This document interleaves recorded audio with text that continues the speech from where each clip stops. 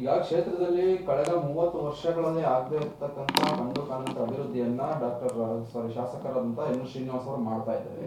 ನಿಮಗೆ ಯಾಕೆ ವಿರೋಧ, ಯಾಕೆ ಎಲ್ಲ ಕಡೆ ಗಡ್ಡಿ ಕೊಡಿಸ್ತೀರಾ ಈ JDS ಮತ್ತೆ ಬಿಜೆಪಿ NDA ನಾಯಕರುಗಳು? ಶ್ರೀನಿವಾಸಯ್ಯನವರು ನಮ್ಮ ಶಾಸಕರಿಗೆ ನಾನು ಅವರ ಗಮನಕ್ಕೆ ತರಕ್ಕೆ ಬಯಸೋದು, ನೆಲಮಂಗಲ ಕ್ಷೇತ್ರ ಬೆಂಗಳೂರು ಗ್ರಾಮಾಂತರ ಜಿಲ್ಲೆನಲ್ಲಿದ್ದರೂ ಕೂಡ ವಿಧಾನಸೌಧದಿಂದ ಕೇವಲ 22 ಕಿಲೋಮೀಟ್ರಲ್ಲಿದೆ. ಶ್ರೀನಿವಾಸಯ್ಯನವರು ಬಹುಶಃ ಇನ್ನೂ ಭಾಳ ಸಣ್ಣವರಿದ್ದಾಗಲೇ ಈ ಕ್ಷೇತ್ರದಲ್ಲಿ ಬಹಳ ದಕ್ಷತೆಯಿಂದ ಕೆಲಸ ಮಾಡಿದಂತಹ ಶಂಕರ್ ನಾಯಕ್ ಅವರು ಸಚಿವರಾಗಿದ್ದವರು ಇದ್ದರು. ಇಲ್ಲಿ ಅಂಜನ್ಮೂರ್ತಿರವರು ಅವರು ಕೂಡ ಸಚಿವರಾಗಿ ಕೆಲಸ ಮಾಡಿದಂಥವ್ರು ಇದ್ದರು. ಕನಿಷ್ಠ 1,000 ಕೋಟಿಗೂ ಹೆಚ್ಚು ಅನುದಾನವನ್ನು ತಂದು ಕೆಲಸ ಮಾಡಿದಂತಹ MV ನಾಗರಾಜರವರು ಕೊಡುಗೆ ಕೂಡ ಸಾಕಷ್ಟು ಈ ಕ್ಷೇತ್ರಕ್ಕಿದೆ. ಶ್ರೀನಿವಾಸ ಮೂರ್ತಿ ಅವರು ಕೂಡ ಅವರ ಅವಧಿನಲ್ಲಿ ಅತಿ ಹೆಚ್ಚು ಕೆಲಸ ಮಾಡಿರುವಂಥದ್ದನ್ನು ನಾವೆಲ್ಲರೂ ಕೂಡ ನೋಡಿದ್ದೀವಿ. ಇಲ್ಲಿ ಅಂಜನಮೂರ್ತಿರವರ ಕಾಲದಲ್ಲಿ ಇರುವಂಥ ಅಂಕಿಅಂಶಗಳ ಪ್ರಕಾರ 30,000 ಹಕ್ಕುಪತ್ರಗಳನ್ನು ಬಡಬಗರಿಗೆ ಆಶ್ರಯ ಯೋಜನೆ ಅಡಿನಲ್ಲಿ ಹಕ್ಕುಪತ್ರಗಳನ್ನು ಕೊಟ್ಟಿದ್ದಾರೆ.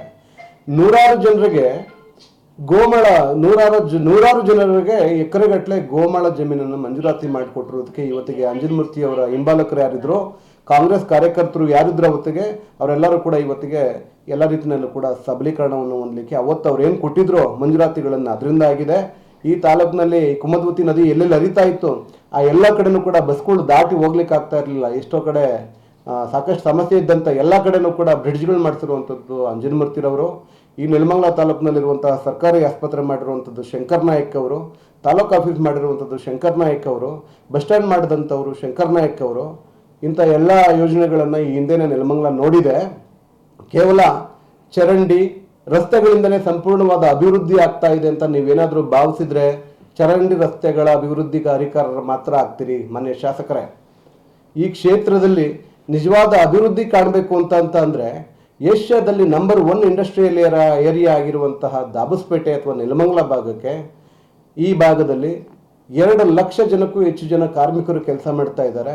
ಅವರಲ್ಲೇನಾದರೂ ಆರೋಗ್ಯದ ಸಮಸ್ಯೆ ಬಂತು ಅಂತ ಅಂದರೆ ಇಲ್ಲಿಂದ ರಾಜಾಜಿನಗರಕ್ಕೆ ಹೋಗಿ ಅವರು ಟ್ರೀಟ್ಮೆಂಟ್ ತೊಗೊಳ್ಳೋಂಥ ಕೆಟ್ಟ ಪರಿಸ್ಥಿತಿ ದಾಬಸ್ಪೇಟೆ ಮತ್ತು ನೆಲಮಂಗಲ ತಾಲೂಕಿನ ಜನರು ಎದುರಿಸ್ತಾ ಇದ್ದಾರೆ. ದಯಮಾಡಿ ತಮಗೇನಾದರೂ ಅನಿಸಿದರೆ ಈ ಕಾರ್ಮಿಕರಿಗೆ 2 ಲಕ್ಷ ಜನಕ್ಕೆ ಏನು ಕೆಲಸ ಮಾಡ್ತಾ ಇದ್ದಾರೆ ಆ 2 ಲಕ್ಷ ಜನದಲ್ಲಿ ಅತಿ ಹೆಚ್ಚು ಜನ ನೆಲಮಂಗಲ ಕ್ಷೇತ್ರದ ಮತದಾರರೇ ಇರೋದ್ರಿಂದ ಅವರಿಗೆ ಒಂದು ESI ಆಸ್ಪತ್ರೆ ಅವಶ್ಯಕತೆ ಇದೆ. ದಾಬಸ್ಪೇಟೆಯಿಂದ ನೆಲಮಂಗಲದ ರಸ್ತೆಯಲ್ಲಿ ತಿಂಗಳಿಗೆ ಕನಿಷ್ಠ 2-3 ಜನ ಆಕ್ಸಿಡೆಂಟ್ಗಳಾಗಿ ಸಾಯ್ತಾ ಇದ್ದಾರೆ.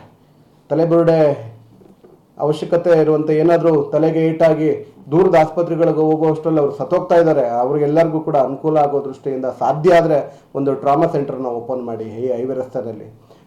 ಈ ತಾಲೂಕಿನಲ್ಲಿ 200 ಬೆಡ್ ಹಾಸ್ಪಿಟಲ್, ಅಪ್ಗ್ರೇಡೆಡ್ ಹಾಸ್ಪಿಟಲ್ ಆಗಬೇಕು ಅನ್ನೋದೊಂದು ಯೋಜನೆ ನಡೀತಾ ಇದೆ.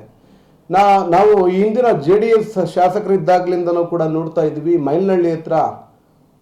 ಮೈಲ್ನಳ್ಳಿ ಭಾಗದಲ್ಲಿ ಒಂದು ಒಳ್ಳೆ ಜಾಗ ಆಯ್ಕೆ ಆಗಿರುತ್ತೆ ಡಾಕ್ಟರ್ ಶ್ರೀನಿವಾಸ ಮೂರ್ತಿ ಅವರ ಅವಧಿನಲ್ಲಿ. ಮೈಲ್ನಳ್ಳಿ ಹತ್ರನೇ ಯಾಕೆ ಮಾಡ್ತಾರೆ ಅಂತ ಅಂದರೆ ನೆಲಮಂಗಲಕ್ಕೆ ಹೊಂದಿಕೊಂಡಿರುವಂತಹ ಮೈಲ್ನಳ್ಳಿನಲ್ಲಿ ದಾಬಸ್ಪೇಟೆ ಭಾಗದಿಂದ ಬರುವಂಥ ಪೇಷಂಟ್ಗಳಿಗೆ, ಸೋಲೂರು ಭಾಗದಿಂದ ಬರುವಂಥ ಪೇಷಂಟ್ಗಳಿಗೆ, ಮಧುರೈ ದಿಕ್ಕಿನಿಂದ ಬರುವಂತಹ ಪೇಷಂಟ್ಗಳಿಗೆ, ಎಲ್ಲ ಕಡೆಯಿಂದ ಬರುವಂತಹ ಪೇಷಂಟ್ಗಳಿಗೆ ಎಲ್ಲ ರೀತಿಯಲ್ಲೂ ಕೂಡ ಟ್ರಾನ್ಸ್ಪೋರ್ಟ್ ಫೆಸಿಲಿಟಿ ತುಂಬ ಹೆಲ್ಪ್ ಆಗ್ತಾ ಇತ್ತು. ಅವರಿಗೆ ಅತಿ ಹೆಚ್ಚು ಅನುಕೂಲಕರವಾದಂತಹ ಸಾರಿಗೆ ವ್ಯವಸ್ಥೆ ಇತ್ತು. ಟೌನ್ ವ್ಯಾಪ್ತಿನಲ್ಲಿರುವಂತಹ ಆಸ್ಪತ್ರೆಯಲ್ಲಿ ಬಂದಂಥ ಯಾವುದೇ ಪೇಷಂಟ್ ಮತ್ತು ಅವರ ಸಂಬಂಧಿಕರುಗಳಿಗೆ ಉಳ್ಕೊಳ್ಳೋದಕ್ಕೆ ಜಾಗದ ವ್ಯವಸ್ಥೆಗಳಿರ್ತಾ ಇತ್ತು. ಈಗ ನೀವು ಮಾಡಬೇಕು ಅಂತ ಹೊರಟಿರುವಂಥದ್ದು ಬೇಗೂರು ಹತ್ರ ಮಾಡಬೇಕು ಅಂತ ಹೊರಟ್ರಿ, ಅಲ್ಲಿ ಆಗಲಿಲ್ಲ. ಮತ್ತು ಈಗ ಎಂಟ್ಗಾನಹಳ್ಳಿ ಹತ್ರ ಜಾಗ ಹುಡುಕ್ತಾ ಇದ್ದೀರಿ. ಎಂಟ್ಗಾನಹಳ್ಳಿ ಹತ್ರ ನೀವು ಆಸ್ಪತ್ರೆ ಮಾಡೋದಾದ್ರೆ ಎಷ್ಟು ಜನರಿಗೆ ಮಾತ್ರ ಅನುಕೂಲ ಆಗುತ್ತೆ ಅಂತ ಒಮ್ಮೆ ಯೋಚನೆ ಮಾಡಿ. ಸಾಧ್ಯ ಆದರೆ ನೀವು ಇದನ್ನು ಟೌನ್ ವ್ಯಾಪ್ತಿನಲ್ಲೇ ಮಾಡಬೇಕು ಅಂತ ನಾವು ಆಗ್ರಹಿಸ್ತೀವಿ. ಬೇರೆ ಈಗ ಶಾಸಕರು 1,800 ಕೋಟಿ ಅನುದಾನ ಕ್ಷೇತ್ರಕ್ಕೆ ಅಭಿವೃದ್ಧಿ ಮಾಡ್ತಾ ಇದ್ದಾರೆ. ಮತ್ತೆ ನೀವು ಅಭಿವೃದ್ಧಿ ಆಗಿಲ್ಲ ರಸ್ತೆ ಚರಂಡಿ ಮೋರಿ ಮಾತ್ರ ಮಾಡಿದ್ರೆ ಸಾಕಾಗಲ್ಲ. ಈಗ ಸೋಷಿಯಲ್ ಮೀಡಿಯಾಗಳಲ್ಲಿ ಅವರು 1,800 ಕೋಟಿ ಅಥವಾ 5,000 ಕೋಟಿ ತಂದು ಅಭಿವೃದ್ಧಿ ಮಾಡ್ತಾ ಇದ್ದೀವಿ ಅಂತ ಶಾಸಕರು ಹೇಳಿರಬಹುದು. ಅಂಕಿಅಂಶಗಳು ಬೇಕಲ್ವಾ ಅಧಿಕೃತವಾಗಿ? ಅವರು ಕೂಡ ಒಂದು ಶ್ವೇತಪತ್ರವನ್ನು ಹೊರಡಿಸ್ಲಿ.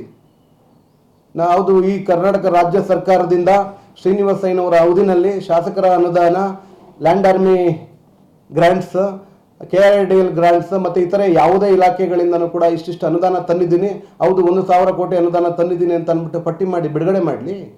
ಗೊತ್ತಾಗಬೇಕಲ್ವ ಜನರಿಗೂ ಕೂಡ ಎಷ್ಟು ಕೋಟಿ ಈ ಶಾಸಕರ ಅವಧಿನಲ್ಲಿ ಅನುದಾನ ಬಂದಿದೆ ಅಂತ ಎಲ್ರಿಗೂ ಗೊತ್ತಾಗಲಿ. ಅದರ ಹೊರತು ಕೇವಲ ಸಾಮಾಜಿಕ ಜಾಲತಾಣಗಳಲ್ಲಿ ಪ್ರಚಾರಕ್ಕೋಸ್ಕರ ಮಾಡಿಕೊಂಡು ಇವರು 1,000 ಕೋಟಿ ಬಂತು, ನಾಳೆ ನಾಡ್ದು 250 ಕೋಟಿ 300 ಕೋಟಿ ಬರ್ತಾ ಇದೆ, ಕಾಮಗಾರಿ ಬರ್ತಾ ಇದೆ, ಪೂಜೆಗಳು ಮಾಡಬೇಕು, ನಿಮ್ಮ MP ಬರಲಿ ಈ ಥರದ್ದೆಲ್ಲ ಉಡಾಪಿಯಾಗಿ ಮಾತಾಡೋದು ಬೇಡ ಶಾಸಕರು ಕೂಡ. ಈಗಾಗಲೇ ಹಲವಾರು ರಸ್ತೆಗಳನ್ನ ಗುದ್ದಲಿ ಪೂಜೆ ಮಾಡಿ 6-7 ತಿಂಗಳಿಂದ ಬಿಟ್ಟಿದ್ದಾರೆ. ಅದಕ್ಕೆ ನಾವು ಗುದ್ದಲಿ ಪೂಜೆ ಅಧಿಕಾರರಾಗೋದು ಬೇಡ, ನಿಜವಾದ ಅಭಿವೃದ್ಧಿಯನ್ನು ಮಾಡಿ ಅಂತ ನಾವು ಶಾಸಕರಿಗೆ ಈ ಮೂಲಕ ಹೇಳ್ತೀವಿ.